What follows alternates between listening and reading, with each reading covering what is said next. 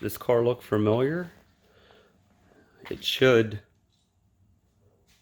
PAStreetScene is in the house.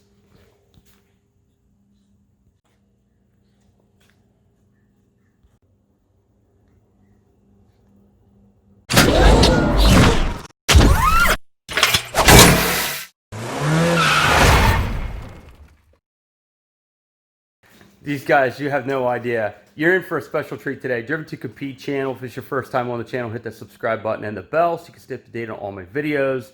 And I've got a special guest today, and we're going to go into that in just a second. But I want to give a shout out to my new apparel. I wore it especially for you, Derek, today. And I'm going to put up a link to my Teespring account right now. But this is my nitrous shirt, and I love it. I want you to read this. I want you to video it and read it. Okay. So hang on here. I want you to video and read that out loud. So it says, nitrous is like a hooker. You want to hit it, but you know there will be consequences. Oh my God. So there you have it. I have a lot of different apparel available through Teespring. I'm going to put that link up for you. And like I said, I'll put it in the description as well. But, let's get to it. Let me introduce you to Derek, and we'll go from there. So this guy here, this car, if you're in central Pennsylvania, this car changes its looks quite often, but you can't help but know this guy right here. This is Derek with PAStreetScene is his YouTube channel. Super nice guy. And I invited him over today because I would like to talk about his car and his channel. Show him your and your apparel. Look PAStreetScene. Oh yeah, look at that. Go ahead, turn around. Look at that. And that's available on Teespring. Correct. And we'll throw up right now your Teespring business store name and information. And then we're going to talk about the car and what he's done to it, what his future plans are. But I just wanted to share with you who Derek is and how big I think the car. I really think it's the enthusiasts, the people, the cars, the collaboration here in central Pennsylvania is huge, and I'm just happy that Derek was willing to come shoot this video. So PAStreetScene's. Let's talk about your YouTube channel first. Okay. And what kind of content do you have? So with this, I have my R32. Anytime I do any kind of modifications, I like to change it up on this car a lot. It usually doesn't look the same for more than a couple months at a time. I get bored real easily.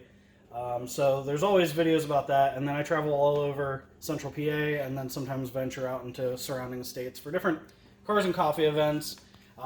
Next year, hopefully, we'll be getting into a lot of motorsports content. So that's kind of where I'm hoping to go. I was hoping to go that direction this year, but COVID kind of screwed all that up. So here's hoping that 2021 has more motorsports content. Yeah, thank you, Governor Wolf, for locking our state down. Right? Eric, let's talk about the car. Okay.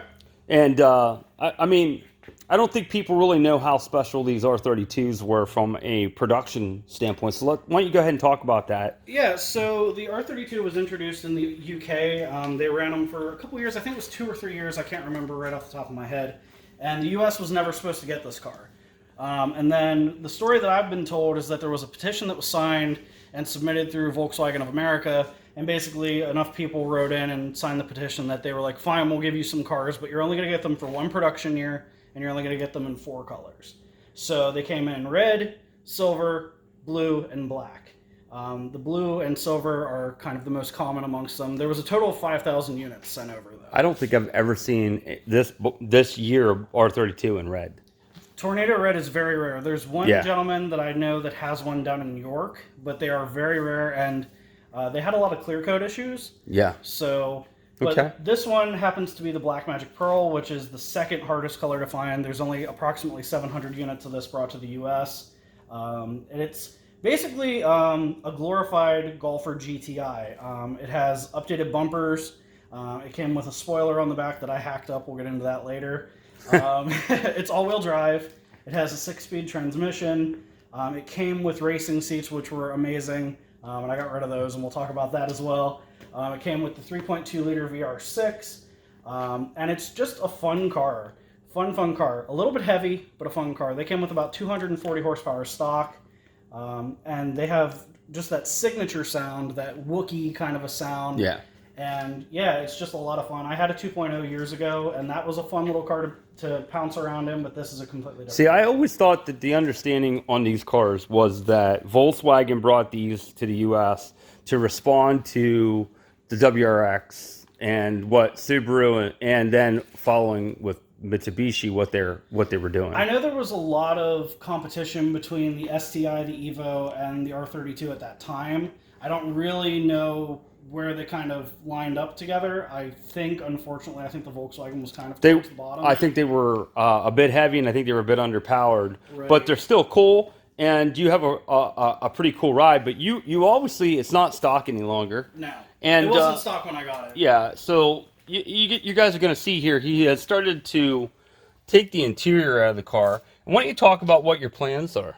Yeah, so going into this, I've always really liked kind of the Ken Block, WRC kind of looks, the Gymkhana cars and stuff like that. Which would be why you have Ken Block's design on your wheels. Yeah, I do have the 1552 Turbo Max.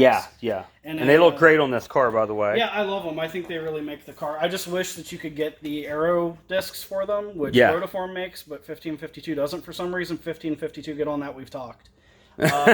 We've emailed back and forth about how stupid that is. So what are your plans with this bad boy? So we're going to continue to gut out the inside. I do want to make some interior panels to kind of clean it up a bit.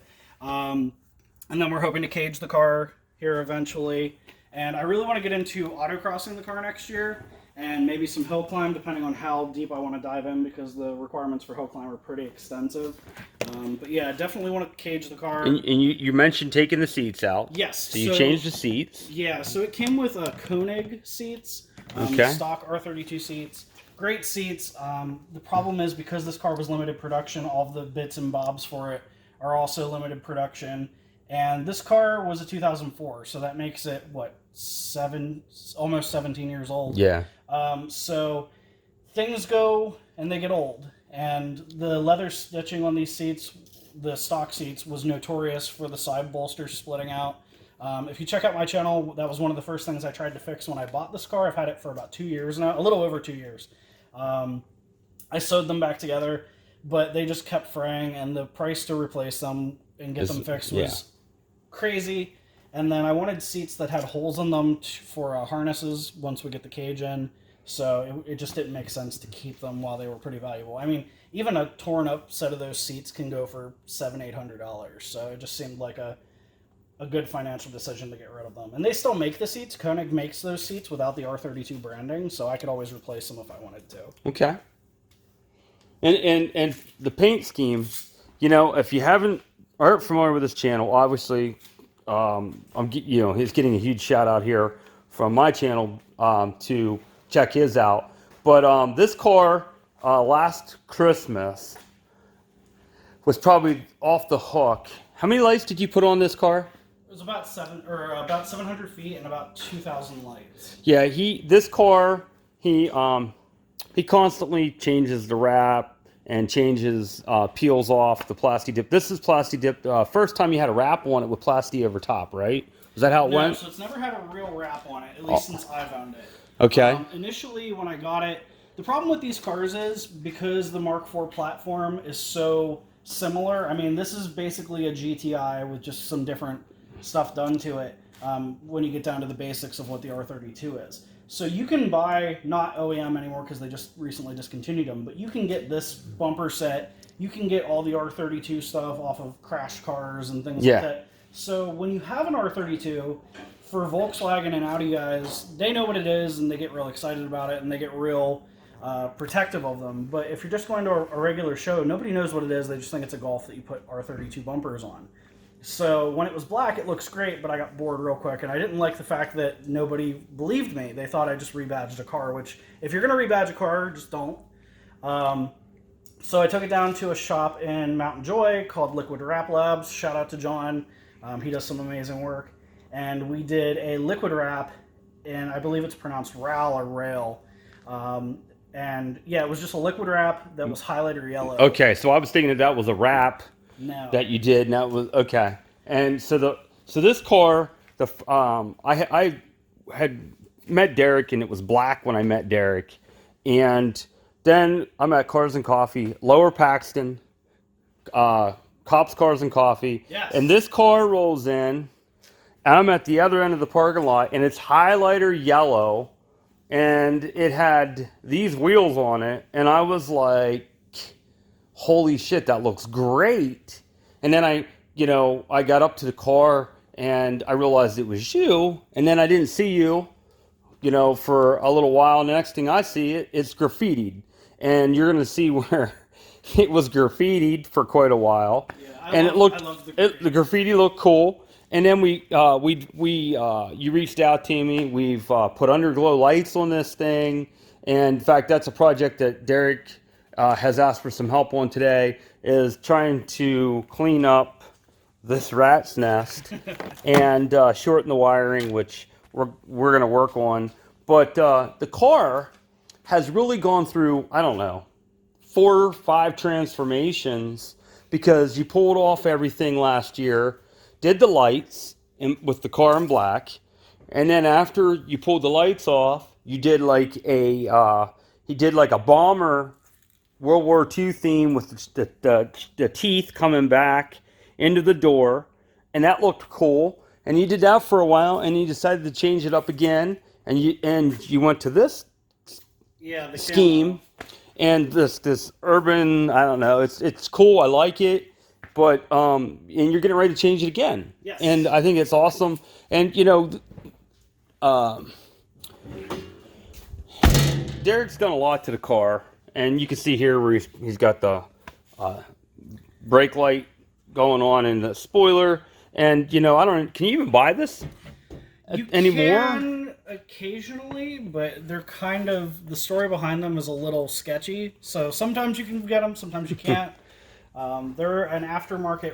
So there's a company called Voomer, or Voomeran, and they made wings just like this, or spoilers, depending on what you want to call it. It's kind of like a wheels versus rims conversation. But they made them for the Mark I through the Mark III platform, but they never made one for the Mark IVs. There's a company over in Poland that is a little on the dodgy side, called Volkswagen Wide Body Parts, and they sell them through eBay, and they call it the Voomer Cup Spoiler, but they get in trouble every now and again because they use all the Voomeran branding in their photos, and they really shouldn't. So every now and again they disappear for a while, and then they come back. But I can tell you, since I've put this on the car, not to say that I'm the reason behind it, but I have noticed a lot more of these being put on Mark IVs lately. And I love it. I think it's cool. I think it adds really to the look that I'm going to be going for here. Yeah. No, I agree. It's just something different. So how about, do I get to drive it? Sure. Cool. Ready.